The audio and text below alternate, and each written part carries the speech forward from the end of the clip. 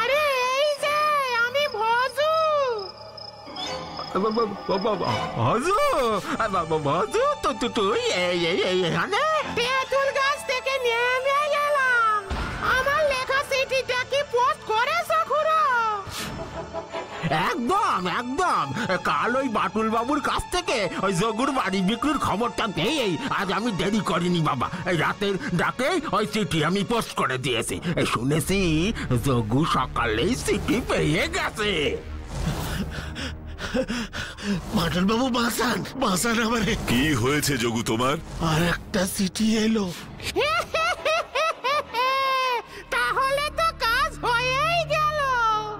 আমার সম্পত্তি বিক্রির অর্ধেক টাকা তো খুড়ো তুমি পাচ্ছ।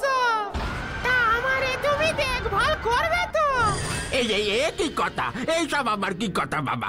আমি তো বুদ্ধি দিয়ে মরবার আগে তোকে দিয়ে এমন কটা চিঠি লিখিয়ে রেখেছিলাম, তার জন্যই তো এইসব হলো। না খুড়ো, আমি ঠিক করেছি এখন থেকে তোমার সঙ্গে আমি এই বাড়িতেই থাকবো।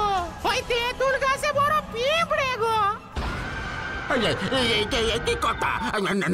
না কি ঝামেলাই বললাম রে বাবা। নয় তো আমি তোমার ঘর মটকাবো খুড়ো। আমার টাকার ভাগ নেবে, আবার আমারই থাকতে দেবে না, সেটি তো হবে না।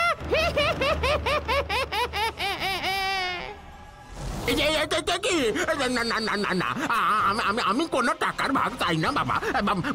মাথাও এই মাথা রে, মানে মাথা। চিন্তা নেই খুড়ো, এই তো আমরা এসে গেছি। বাটুল বাবু ওইখানে ভজুর ভূত এসেছিল। ভূত না হাতি? আরে ও তো আমি ছিলাম গো খুড়ো। বাটুল বাবুর কথা মতো আমি তো ভজুর ভূত সেজে তোমারই ভয় দেখালাম। কি তার মানে? তার মানে আপনি ধরা পড়ে গেছেন খুড়ো। বিশ্বাস করুন বাটুল বাবু, আমি কোনো টাকা পয়সা নিতে চাই না, কিন্তু জগুর ওপরে আমার খুব রাগ হয়েছিল।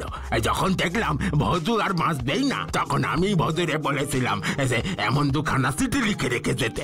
এই প্রথমটা ওকে ভয় দেখিয়ে, আর দ্বিতীয়টা ওই সম্পত্তি বিক্রির অর্ধেক টাকা আপনি নিজের ভাগেছি। কারণ আপনি জানতেন ভজুর ভয়ে জগু ওই বিষয় সম্পত্তি সব একদিন বিক্রি করে দেবেই। তাই আগে থেকেই এমন চিঠি ওকে দিয়ে লিখিয়ে রাখলেন। হাতের লেখাও তাই হুবহু মিলে গেল।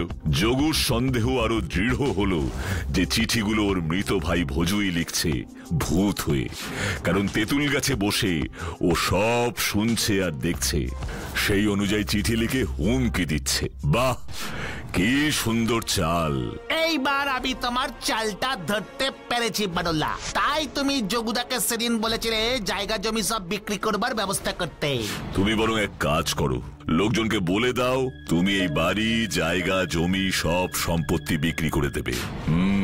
আমি শুধু দেখতে চাইছিলাম এই খবরটা ওই মৃত ভজুর ভূতের কাছে কতটা জলদি কোন পথে পৌঁছয়। আর পথটা যে এটাই, সেটা আমি প্রথম যেদিন খুড়োর সাথে কথা বলেছিলাম সেদিনই বুঝতে পেরেছিলাম। কিভাবে বাডুল্লা? খুড়োর সঙ্গে এমন এক ভৌতিক ব্যাপার নিয়ে আলোচনা করছি, অথচ খুড়ো কত নিশ্চিন্তে জবাব দিচ্ছে, যেন সবকিছুই খুড়ো জানে বা স্বাভাবিক। ভয়ের একটু লেশ মাত্র ছিল না।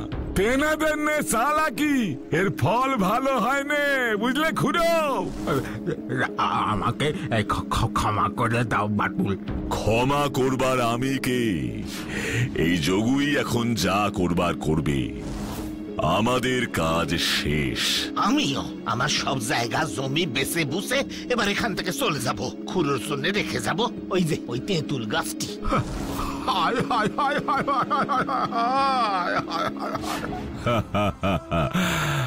আমার বুদ্ধির সঙ্গে টেক্কা দেওয়া অত সহজ নয়, কি তাই না?